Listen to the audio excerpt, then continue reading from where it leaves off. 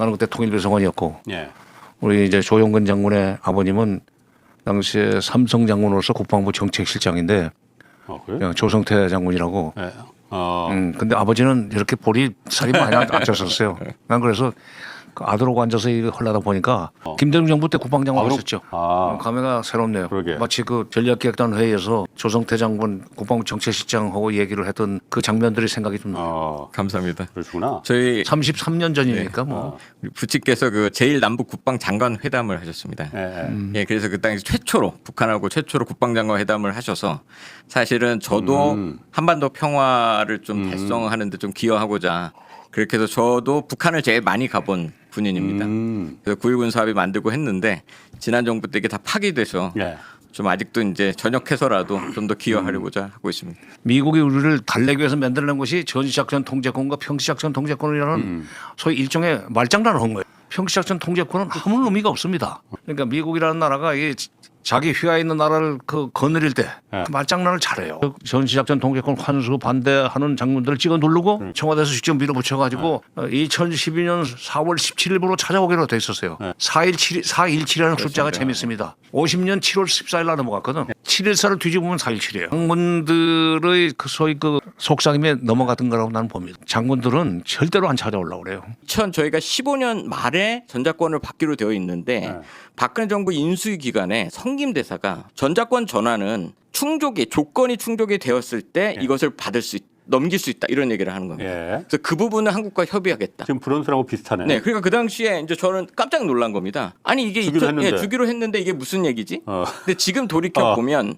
그게 박근혜 정부 인수위한테 주는 메시지였던 거죠. 안 넘길 수 있다 미국이. 그렇지. 예. 안 넘기겠다는 안 거네. 넘기겠다. 그래서 그거를 미국에서 그 당시에 근데 그것의 배경 중에는 지금 장관님 말씀하셨던 여러 예비역들 또 보수 세력들이 이 정부가 바뀌는 과정에 미국을 엄청나게 찾아가서 이것을 가져오지 말아야 된다는 것을 막 설득을 하기 시작합니다. 그래서 그런 방침이 만들어지고 성킴 대사가 그 얘기를 하니까 인수위에서는 그런 결정을 해버린 겁니다. 근데 중요한 것은 2006년도에 럼스펠트 장관이 넘기겠다고 얘기를 했고 처음으로 2025년에 헤그세스 국방장관이 우리 정부가 지금 추진하고 있는 임기 내 환수 에 대해서 훌륭한 일이다. 처음으로 이것을 긍정적으로 평가해주는.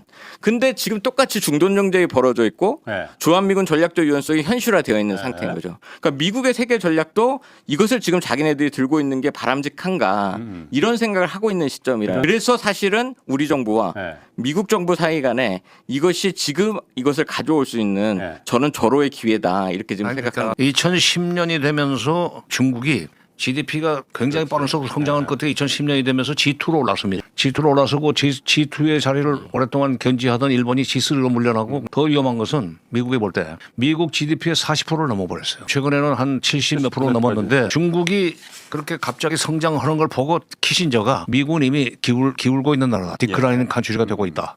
반면에 중국은 라이징 칸츄리가 되고 있다. 그런데 미국이 과거에 중국을 찍어 누르는 식으로 해서 국제 정치를 운영하던 그런 식으로 해서는 안 될 거다. 중국을 찍어 누르려고 하지 말고 어떻게 보면 과거 2차 세계대전 이후에 미소가 말하자면 투파워 양대 진영 투파워가 돼가지고 둘이서 권한을 이렇게 나눠 갖는 식으로 해서 국제 정치를 운영하는 것이 좋겠다 하는 식의 취지로 얘기를 한 뒤에 태평양은 중국과 미국이 나눠서도 충분할 만큼 넓다는 얘기를 듣고 피보트 아시아가 나온 겁니다.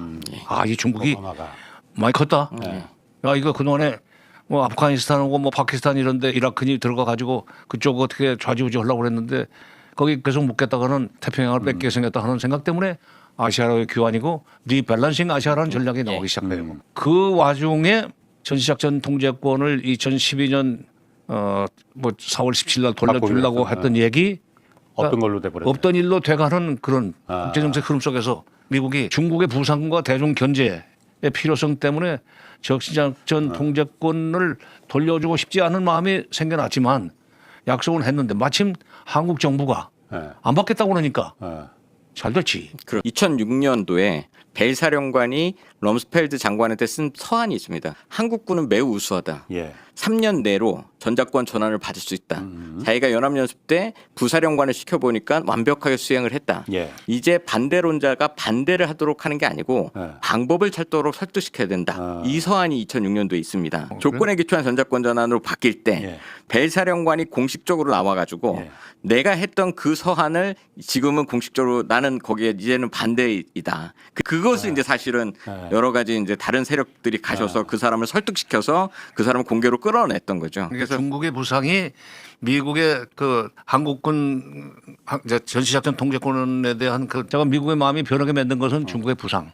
디테일로 들어가면 못 찾아옵니다. 그렇지. 노무현 정부 때 그걸 찾아오기로 했던 것도 청와대 쪽에서 직접 움직이기 때문에 되는 거예요. 그러니까 남북 관계와 관련된 한미 간의 이견 차이가 있을 때 밑에서부터 소위 바텀업으로 올라가면 그 장관급에 올라가지도 못하고 시간은 다 가버립니다. 톱다운식으로 해야 돼요. 대통령이 직접 지휘를 해야 돼요. 국방장관한테 맡기면은 장군들한테 휘둘리는 것 같아요. 안규백 장관이 국방장관으로 오니까 장성들이 뭐 방위병 출신이 장관 이런 식으로 놀리는데 거기 이제 기가 죽었는지 모르지만 68년 1월 21일인가 김신조 내려왔을 때가 그 박정희 대통령이 북한에 대해서 보복을 하려고 그랬어요. 네.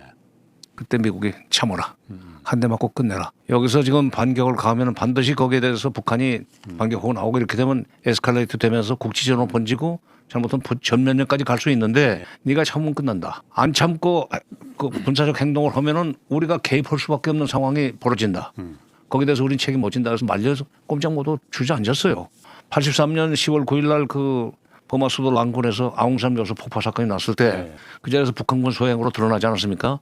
버마 당국에서 바로 두 사람을 잡았으니까 그때도 원산 쪽인가 어디 청진 쪽에 상륙 작전을 하려고 했던 걸로 알고 있습니다. 그때도 미국이 참아라. 그땐 전두환 성격이 그 보통 사람이요. 그때도 미국이 손목을 잡는 바람에 치지 못했다. 이렇게 얘기를 하다 보면 군사 문제가 나오기 시작해요. 어쩔 수 없이 연결이 됩니다.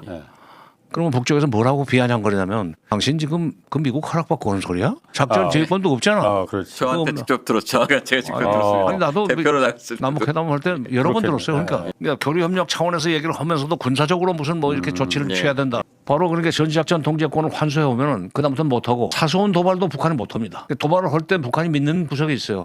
미국이 미국이 날릴 거다. 미국이 한반도 문제만 관리하는 것이 아니라 한반도만 관리하는 것이 아니라 전 세계를 관리하는데 이 한반도보다도 더 중요한 지역에서 미국이 힘을 쏟아야 될 일이 생기면은 여기는 눌러놓은 그걸 믿고 대드는 거거든. 이 전시작전 통제권 환수가 필요한데 우리 조 장군만 해도 자꾸 전환 그러네. 아 그게 왜 그러냐면 저희가 합의한 내용이 전환이어서 레닌이 말이죠. 네. 레닌이 용어 혁명 전략 전술 속에 어리석은 자에게는 언어의 마술을 걸어라 그랬어요. 반환은 미국이 주하고 환수는 네네. 대한민국이 주란 말이에요. 그러니까 전환이라는 것부터가 지금 언어의 마술에 걸린 거고 미국 중심으로 가는 거고 디테일에 빠져드는 우리 정신을 차리고 빨리 찾아와.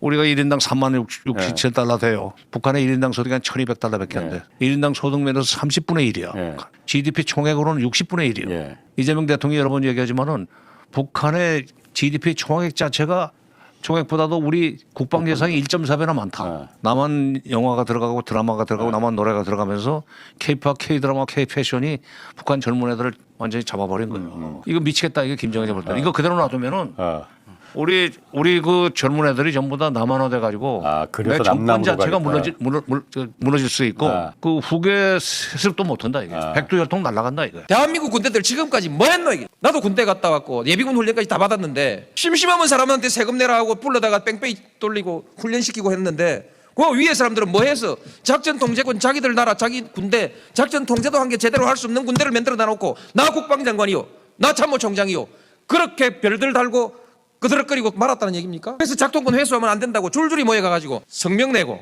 자기들의 직무유기 아닙니까? 부끄러운 줄을 알아야지.